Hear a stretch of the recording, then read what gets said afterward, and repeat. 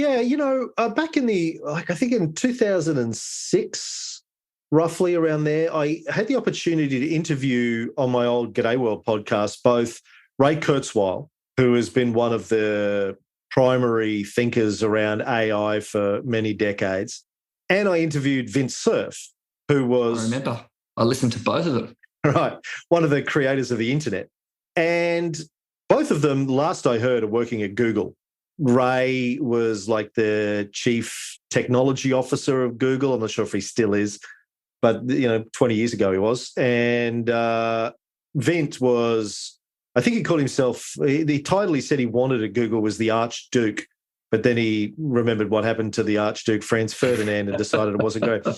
I can't exactly remember what Vint's title was, and I don't know if he's still working there. They're both quite old now. They may have retired. But, Ray Kurzweil, around about the time I interviewed him, he had a book come out called The Singularity is Near.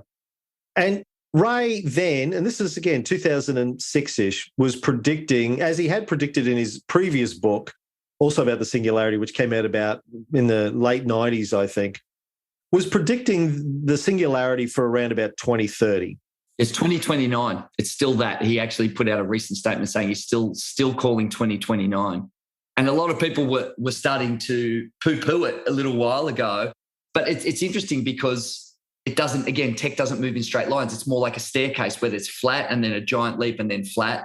And so now everyone's like, oh, Ray might be right. Well, I'm a big believer in the singularity and hope that it comes to pass in my lifetime because I want to see it. Oh, you hope, right? That's interesting. You hope. Wait a minute. What? Well, there could be a disaster. We don't know. We can talk about the pros and cons of that later on. And we probably should explain what the singularity is as well. That's where I was going to go, yeah. So the technological singularity, for people that aren't familiar with the term, is this idea that Ray and others have been sort of postulating about for decades, particularly in a lot of science fiction literature. It's this idea of a point in human evolution where we have the introduction of one or several advanced technologies. Think general artificial intelligence, sentient, intelligent machines. Think really capable nanotechnology where you can pretty much make anything out of basic molecular or atomic elements. Think, nanofabricators and stuff like that you see in sci-fi. Think, I'd say teleportation, but I don't think that's realistic. And think like genetic manipulation, advanced medical science where we can significantly reduce aging or extend the human lifespan. I also, back in the day, interviewed Dr. Aubrey de Grey, who was one of the main thinkers around preventing death, something he's been working on for decades. Says that death is a medical problem and we can solve it.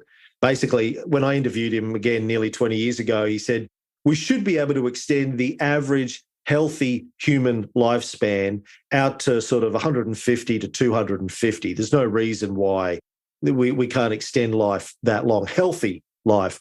Anyway, these sorts of technologies which fundamentally will alter what it means to be human and beyond which we can't predict what happens because they're so fundamentally transformative, it's beyond our capacity to, outside of science fiction literature really, to really truly comprehend what it will mean to live beyond that. That's called the singularity, the technological singularity.